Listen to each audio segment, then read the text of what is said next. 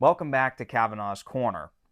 Today on the channel we're going to be talking about a topic that is pretty controversial, and I think it's a topic that needs to be discussed, and it really has to do with a company that I came into contact to recently, and I sent these guys an email because I had never heard of them before about a month or so ago, and I saw their products and I was actually kind of impressed, but I'm also kind of on the fence about the legitimacy of their products. But today we're going to be talking about a company called Sloppy Seconds Sales. And sloppysecondsales.com is a website that makes pretty much, in essence, bootleg DVDs and Blu-rays. There's really no other way to say it. I wish there was a better way of saying it, but they make Blu-rays and DVDs of films and TV shows that are not widely available. Some of them are not available at all, whether it be digital, physical media, nothing. They have so many titles, foreign films, American films, old, new, anything you can think of. And I stumbled upon them because I saw an ad, I think it was on Instagram, and I saw their ad and I said, wow, this is really interesting. They had some movies that had just been digital releases on certain streaming platforms. And then I kind of delved deeper into their website and I realized that they had films that I had been looking for on Blu-ray especially, that I have not been able to find anywhere. And these are movies that I have never seen in high definition. None of them I have ever seen in high definition. And I couldn't believe it when I saw that they had these movies. Now, the one great thing about Sloppy Second Sales is that they take the best transfer that they could find and they combine that with the best possible audio that's available, whether that's on a previous disc release, the streaming service themselves. It can be a bunch of different things. And they combine them together, burn it on a recordable DVD or Blu-ray in this case, and sell them. And now, again, I'm sure there's probably some questionable legal things going on here. I'm not going to deny that. But I saw that they were working with certain YouTubers, and just to be very open and transparent about this, I sent them an email and they were asking for people to reach out to them, YouTubers, social media influencers, even though I really don't consider myself a social media influencer. And so I sent them an email. They got back to me right away. They were very prompt, very courteous. These guys are the real deal there in terms of customer service, I will say. And they sent me 5 titles of my choosing. Anything that I wanted on the site, they sent me. And so today, I'm going to be talking about those 5 titles that I have here. And funny enough, technically, these are not 5 titles. These are technically 7 titles, or 8, considering one movie is actually technically 2 movies. So we're going to be talking about today the audio and picture quality of these releases, and then I'm going to kind of open it up to discussion on what I think about what they're doing at Sloppy Second Sales, okay? We're going to be talking about the Better Tomorrow trilogy here. This is another set of films that I owned years ago on DVD, and I've never been able to find them in high definition. I think only the first one is available digitally, and that may not be true anymore. I thought it was on iTunes, but this here is all 3 Better Tomorrow films in high definition, so that is really cool. I also requested John Woo's The Killer. Got a couple John Woo films in here, even though A Better Tomorrow 3 is not directed by John Woo. This is one of my favorite action films of all time. It is an absolute masterpiece. I love this film, and I've never seen it in HD. I think this came out on Blu-ray probably around 10, 15 years ago, but I was not able to pick it up at the time. That Blu-ray was not around for very long. And so here it is in high definition. And the last John Woo film that I ordered was Hard Boiled. And this is, in my opinion, I think this might actually be one of, if not the greatest action films ever made. This is an unbelievable film, and I could watch this over and over and over again. The frenetic action, the camera work, Chow Yun-fat and Tony Leung in this are just outstanding, and this is just, it blows me away every single time I watch this movie. So this is another one in HD. And one that I really was interested in was Panic Room, the David Fincher film. Again, I had it on DVD back in the day, but never owned it on anything else. It's never been on Blu-ray. So this is one that I was really interested in, just to own it in high definition. Again, never saw an HD until now, so that is really cool. I think it's been on Netflix and stuff in the past, but I think I may have missed it. I never saw it on there. And then this was the crazy one. This is the 4-hour cut of Kill Bill. This is the whole bloody affair cut, and I have never seen this on anything. I don't think it's ever been on physical media. It's definitely never been on a streaming service, and this was something that really surprised me that they had this. And on their website, they do claim that this is the actual cut, the actual full bloody affair cut. And it's not a fan edit. They claim that this is the real version of the film. If it is, this is pretty much the only place I have ever seen it. And we'll talk about this one last, because this is a real wild one here. So even though Sloppy Second Sales sent these films out to me, I am not getting paid by them in any way. My opinion is still my own. They did not influence me to say one thing or the other here, so please keep that in mind as you watch this video. First and foremost, just to talk about the discs here, I'm going to open up the trilogy for A Better Tomorrow. All of their Blu-ray cases are double Blu-ray cases, and you'll see that as I go on here. The discs are very, very simple. They just have their name stamped on here, and again, it has Better Tomorrow 1, 2, and then 3 was in a separate little sleeve here, and it was just kind of plopped in. I had no issue with the fact that they used double Blu-ray cases. I didn't see any issue with that. These things are really sturdy, and in terms of shipping, I can understand why they use this, because this really holds its shape. They're tougher. I don't really care if they're slightly thicker. To me, this was perfect, and it works great for this trilogy as well. The picture quality on A Better Tomorrow 1 and 2 were really good. I didn't really have any issues with the picture at all. I thought it was pretty clean. It was not heavily DNR'd. There definitely was grain in the picture in all three of these films. I think the first one and the second one looked the best. But I was really surprised that these movies had multiple audio tracks. Part 1 had 6 audio tracks, and one of them being a full-length commentary by Bay Logan, which I think is from a previous DVD release or possibly earlier.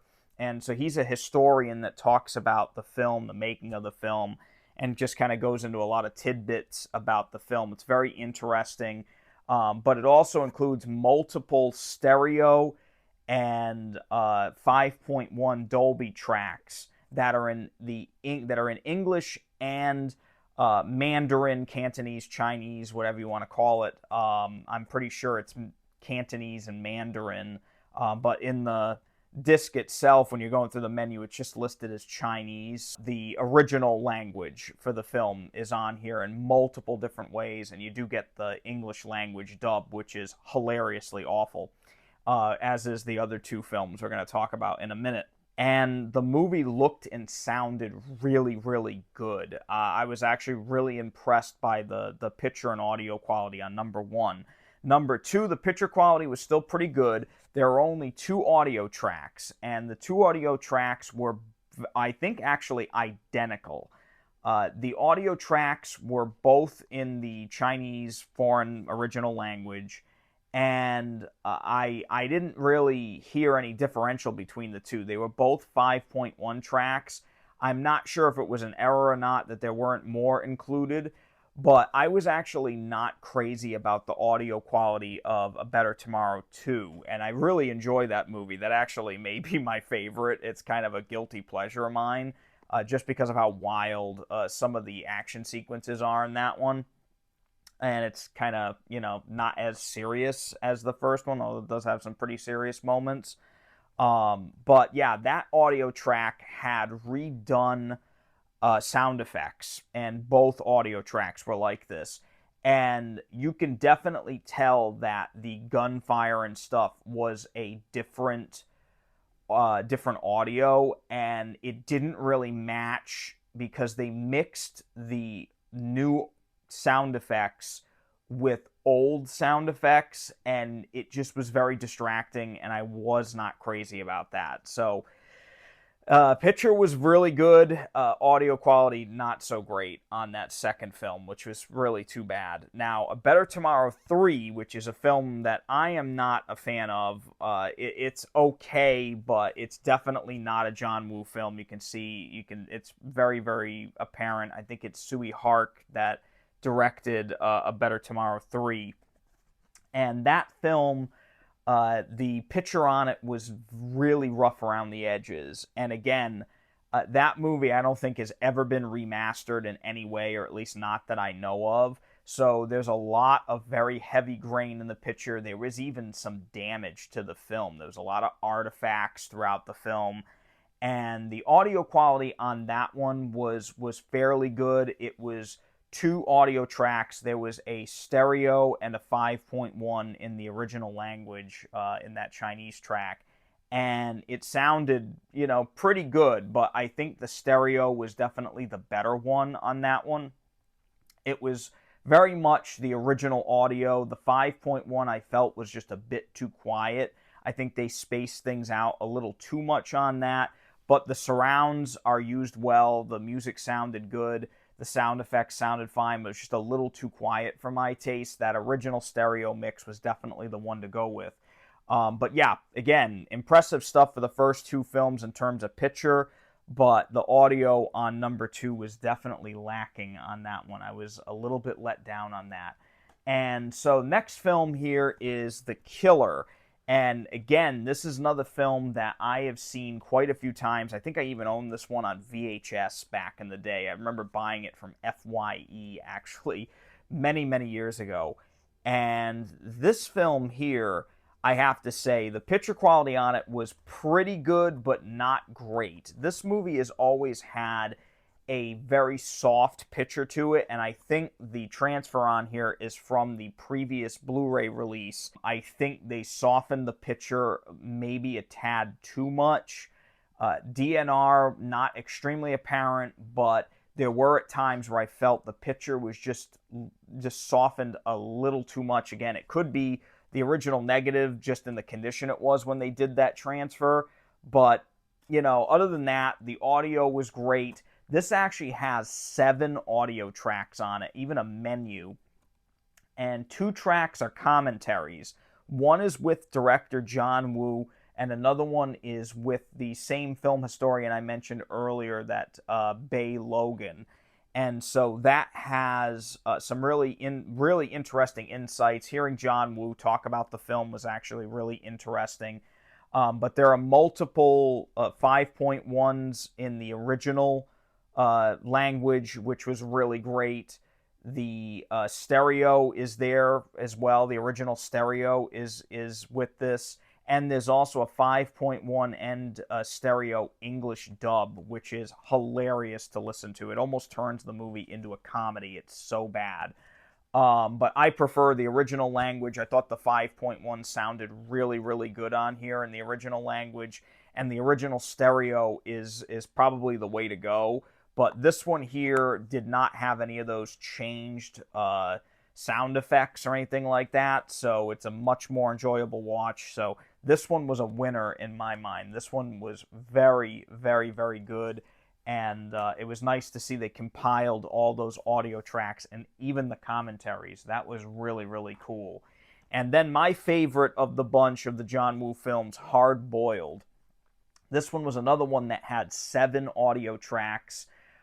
This one, though, has 3 commentaries. One with John Woo, another with like a cast and crew behind the scenes type of thing, which I thought was really interesting. And then a third was with Bay Logan again, most likely from a previous release that was on DVD or Blu-ray. This one here, the picture quality was really, really good. This is actually the best I have ever seen the film look. Again, it isn't perfect. Some of the pictures, some of the scenes are a little soft, but for the most part, this was an extraordinarily good-looking Blu-ray considering where it's coming from. I was very impressed. And this also has multiple 5.1 tracks in the original language and multiple stereo tracks in the original language. Even the English dubs are included in this as well, which are also hilariously bad. Just to show you, these are 2 disc holders, like I mentioned earlier, but Hard Boiled is only on this side here. That disc is there. And again, very, very high quality transfer, and the audio on this was spectacular. So this was another knockout. And then we get the Panic Room, and this one was one that I was really interested in seeing. The transfer on this one, from what I could see, was most likely pulled from a streaming service, maybe Netflix, I don't know. But this one here looked pretty great. It wasn't perfect, but it did look good. Black levels on this were actually pretty solid. The color on this was extraordinary. I really enjoyed the look of this. And it also had a 5.1 track, Dolby Digital 5.1. That was outstanding. Honestly, I think the audio on this was better than the visuals on this. Great, great disc here. I was very impressed with the audio and the video on this one. It was really good stuff. I'm glad I finally own this on Blu-ray. There are no other special features or commentaries or anything. It's just the movie and the 5.1. That's it. But it was very good. Now we kind of get to the big boy here. And this was one that I was really, really surprised by. This is the Whole Bloody Affair, or as I'll refer to it from now on, as the 4-hour cut of Kill Bill. Again, just to mention it, on the website for Sloppy Second Sales, again, just to show you, it's just a very simple disc. They do advertise this as the full 4-hour cut, the actual Full Bloody Affair cut. There are a couple ways you can tell this from what I could see. The Crazy 88's fight sequence is not in black and white, and there is some additional gore in O-Ren Ishii's backstory, which is that anime flashback sequence. The O-Ren Ishii sequence had some stuff that I've never seen before in terms of violence, and that Crazy 88 sequence is in color.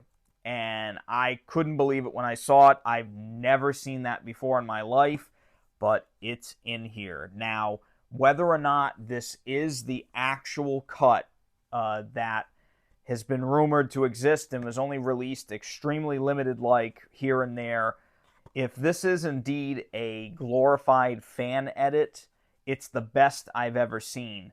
One thing I did notice, though, is that when those little moments happen with the Crazy 88s where the color's supposed to change, I did notice that there is a slight dip in picture quality. And that may be telling that that scene was kind of spliced in from other sources. But I gotta say, as a whole, this is a great experience to see. There is no credits in between. It's not like they just threw both movies together and you watch them back to back on one disc. They really went the extra distance in making it one seamless thing. It even has a completely different credit sequence at the beginning. And it is 4 hours and 1 minute and change. So I know it's listed, the actual 4 hour cut, the actual Whole Bloody Affair cut, is listed on IMDb as 4 hours 7 minutes. Again, this is 4 hour 1 minute, and I'll show the timestamp here. I'll edit that in. But this is an incredible watch regardless. To see the original intention of this film, to see this huge epic film, it was pretty impressive. And again, I've never seen it before. I've never seen a fan edit of this before.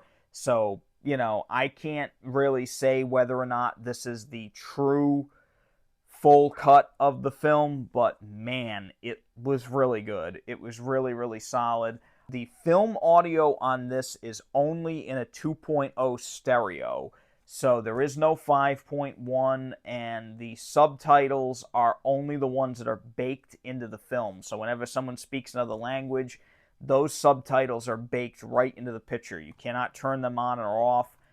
They're in there, and that's all there is. Again, I didn't mind it. I thought it worked really well. But this, again, to see this is really something, and I'm glad that I requested this. So, good stuff all around. Again, some weird sound things with that Better Tomorrow 2, but for the most part, I was really impressed with all these discs here. I can't speak for everything on their website, but Sloppy Second Sales really seems to do a great job with finding good quality versions of these films, and sometimes finding versions that I've never even seen before.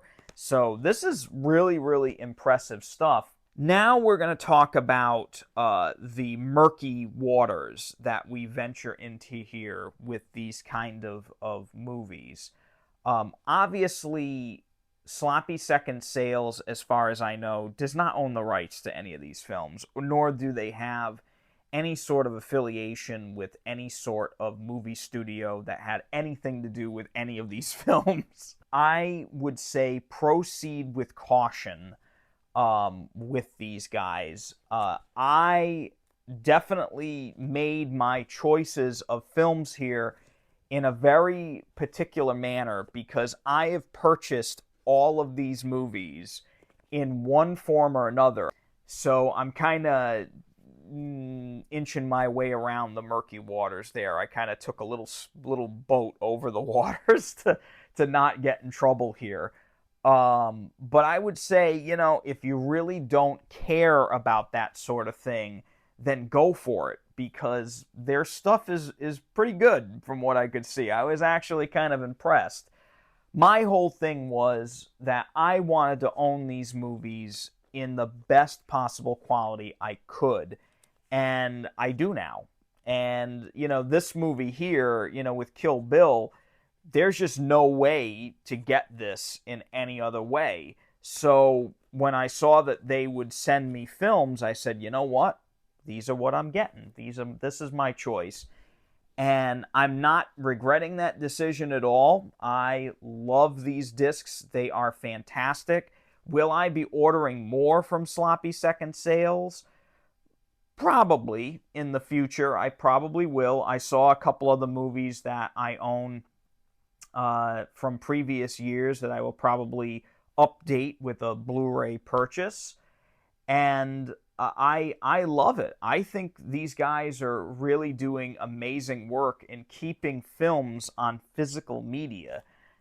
Whether or not it's legal is questionable. So, what do you guys think? I want to open this up to you guys, my viewers.